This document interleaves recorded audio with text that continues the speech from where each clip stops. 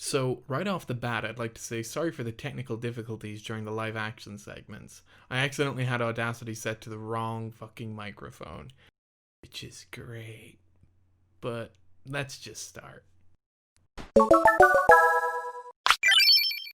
Hey guys, Chrysora here, coming to you from Destiny Islands. Been stuck here a while. Anyway, I've been sitting here getting all the nice Kingdom Hearts news, and I figured I might as well do a series where I give it to you. So let's go.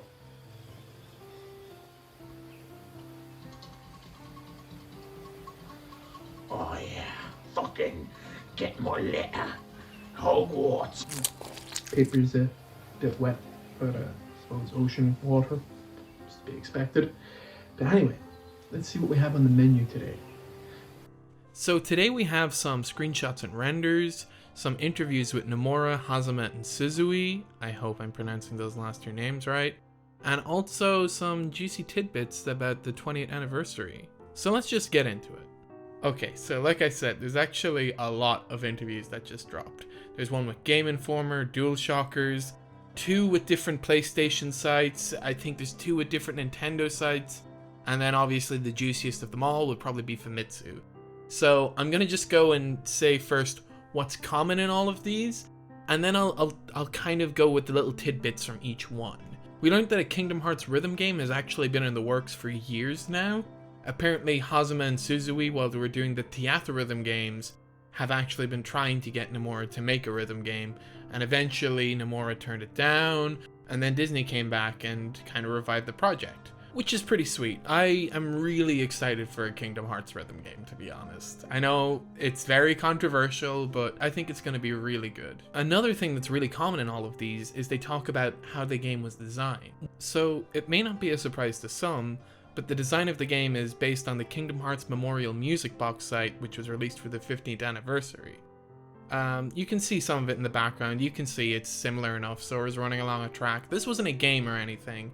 This was just to promote some music boxes that they were releasing, with a few different tracks on it. I used to love this site. And I remember when I first saw the Melody of Memory trailer, I was really happy at how much they took inspiration from it.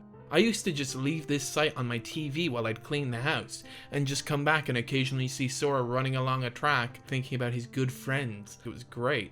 So the reason why the game's graphics are in 3D and the Theater Rhythm series is in 2D is actually to kind of differentiate the two. So apparently from the start they knew they wanted to replicate the original kind of style of graphics from the PS2 era and carry it over into this. And apparently they've added enough changes that it didn't feel right to call this a Theater Rhythm game. So they went to Nomura, who came up with the name Melody of Memory. Speaking of the name itself, PlayStation Blog Japan actually had one of the best moments from Nomura.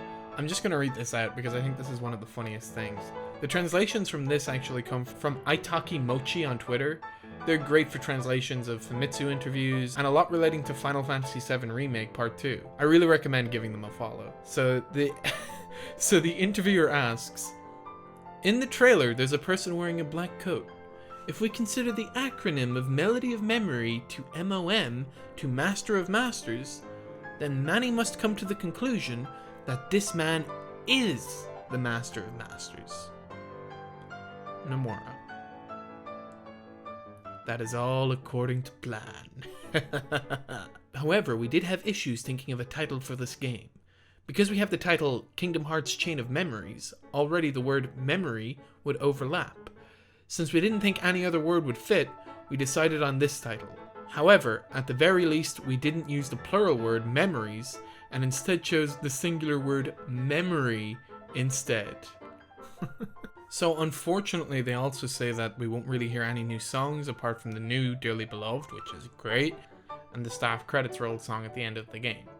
Everything else they wanted to be a song from the released Kingdom Hearts soundtracks. So an interesting thing is they say in regards to the music they couldn't use a lot from 2.8 or Kingdom Hearts 3 due to the games being in development around the exact same time. This unfortunately means that there won't be a lot of Kingdom Hearts 3 songs in there. It'll be interesting to see which ones they pick. They also say that they looked over 600 to 700 songs total and they picked the best 140 out of all of them. Apparently they looked at every soundtrack that Kingdom Hearts has ever released. I assume that also means the piano collections and stuff could be in there. We do know that the orchestras have some songs in there too, which is kind of funny because the main mode of this game is called World Tour, so we kind of know where this got its name from. Onto the story mode, they confirmed they want the game to basically be a recap of the entire Xehanort saga, or Darkseeker, whichever you prefer, and that it's going to be told from Kairi's perspective, which is really interesting. We'll get some of Kairi's backstory, and it'll be nice to hear her take on these events. Apparently they were originally going to use Chirithy as the narrator, but they decided to go with Kairi instead, which I think is a really nice move. So onto exclusive things from each interview. So in DualShockers, they confirmed that there'll be no dual language, and what they mean by this is that in the Japanese version you'll only have the Japanese dub, so I guess that unfortunately might mean that we don't get Hikari, and they don't get Simple and Clean. I think that's going to be interesting because those songs have slightly different rhythms when it comes to the chorus. Utada actually had to use the melody of the chorus, Uso Mitai na I Love You, as the melody for the chorus of Simple and Clean, rather than the melody of Hikari.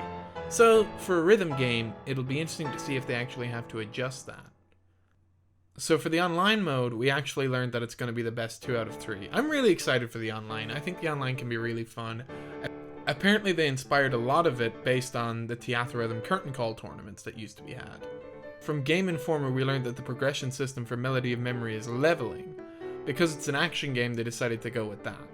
We also learned story-wise that Melody of Memory apparently fits after the story of Remind. Now, Nomura didn't specify if he means Remind or if he means Limit Cut, but the way the question's asked, I guess he does mean Limit Cut, which is interesting. I definitely thought a lot of it might be happening within that year, but I guess not. From DualShockers, we also learned that apparently they spent lots of detail into going into the animation. Because Kingdom Hearts' battle system is so fluid, they had to figure out how to get the hits really on beat with the songs. With Nintendo enthusiasts, Nomura sadly confirms there's no more Kingdom Hearts games planned for Switch, not even the ports. Apparently they tried to do it, but it was too technologically difficult, which... coding, I guess. But that really sucks. It would have been great to have the rest of the games on the Switch, but at least we do have this one. With Nintendo Life, we also learned a few interesting things. Apparently on the Switch, there's going to be no touchscreen compatibility. It's all controllers, which... okay. To be honest, after Theatrhythm, I'm a little disappointed because that game just feels so good on a 3DS, but whatever. We also learned some really interesting behind-the-scenes kind of things about Square Enix's relationship with Disney. Nomura says that with Western companies, they're constantly changing compared to Japanese companies. So the one constant in his relationship with Disney is it always changes. He does assure us that, you know, there's a lot of things he can do now that he couldn't do years ago. There's also a lot of things he could do years ago that he can't do now, since Kingdom Hearts has become more popular and there's far more eyes on it. That really seems to explain a lot with Kingdom Hearts 3. You know, like the significant lack of Disney bosses compared to the older games where you could fight Oogie Boogie or Ursula or just any of the Disney villains or even Beast and, you know, put Peter Pan back in his place. I don't think we'd get away with that nowadays, sadly. Nomura also says in the PlayStation Japan interview, which I found was really interesting, that this game is more of an accompaniment to the series, and that he's tried to work in the rhythm gameplay into the actual story itself. Okay, so the Famitsu interview actually has a lot of information in it that the others don't. For example, it actually was going to be called Project Kingdom Hearts Theatrhythm, and apparently they did try and go with the Theatrhythm art style, and then we also learned that they didn't think it worked. The cover art was apparently really last minute. Nomura struggled a lot because in his previous Sora art, he didn't have to draw stuff inside the frames, whereas in this one he did. They also talked a lot about the graphics and having too many effects. Apparently if you put in too many effects at once, you could get dizzy and feel drunk from all the colors and stuff. It's a really interesting segment to read. I really recommend reading if you're going to read one of these, I recommend reading the Famitsu one. It's kind of the most interesting and the most natural of all of them. I think just because Famitsu usually does interview these Square Enix employees, that they probably have built a rapport now. But we also learned that there's no songs planned for DLC, which, I mean, they want to give a full package, but it kind of sucks, because I definitely feel like I'd want more after this. They talk about Yoko Shimomura a little bit and her reactions. Apparently, she really wanted to make a Theatrhythm game for a while, so of course she's quite chuffed that now they're finally getting to it. So interestingly, even though it won't have different dub, each version of the game will have multiple languages. In regards to game length, they said the game's about 10 hours long, there's going to be no secret ending, and they also say that with the coronavirus, voice acting was really tough, that some of the overseas voice actors actually weren't able to record due to the rules of quarantine there, which is interesting to see if somebody will be recast or if they're just not going to be able to speak, how they're going to deal with that. But it's nice to know that they actually did seem to plan their story around that, which is really great at Square Enix, especially the fact that they are releasing this still and made most of the story, it seems, during the pandemic. And the biggest bit of news out of all of these interviews, Nomura was asked what the next big development in the Kingdom Hearts series will be. And he responds, well, 2022 is the 20th anniversary of Kingdom Hearts. So it seems that him and the Kingdom Hearts team are going to try and do their best to try and get something out for about then. He says whatever they announce will probably surprise everyone, so please look forward to it.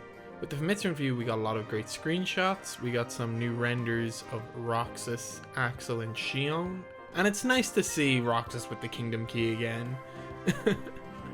Especially considering we're probably never gonna get a 358 Days remake. This is better than nothing. A lot of stuff is stuff that they showed in the trailers, but we do see some interesting UI of the music select screen, Kingdom Hearts 2 Hollow Bastion, and the song for that, which is Sinister Sundown. We get this really nice screenshot of the Riku track with them flying over the cutscene where he gives up Way to Dawn. We get to see a little bit of the multiplayer mode to Destiny's Force. We get to see the leaderboard screen, which seems to be from the 8-player Switch exclusive co-op mode. And we also get to see some co-op of Wave of Darkness 1. Not Wave of Darkness 2, Wave of Darkness 1. It all looks pretty cool. I'm personally really excited for the game. I can't wait for it to come out. I think it's something really good to kind of tide us over until the next big release. And I've seen the sentiment going around a lot, but 2020, for as bad of a year as it is, it's a really good year for Kingdom Hearts fans. We've gotten Remind, we've gotten all these Union Cross and Dark Road updates. There's so many great fan projects going on, and now this as well. I really don't think we can complain about the wait for the next main Kingdom Hearts game. I think we're doing pretty good. But anyway. Well, I hope you enjoyed the first episode of this. If you wouldn't mind doing the YouTubey things and like, commenting, and subscribing, that would be great. I've been Chris Sora. I'm still stuck on this island. And remember, this world has been connected. But nowhere that I can leave from.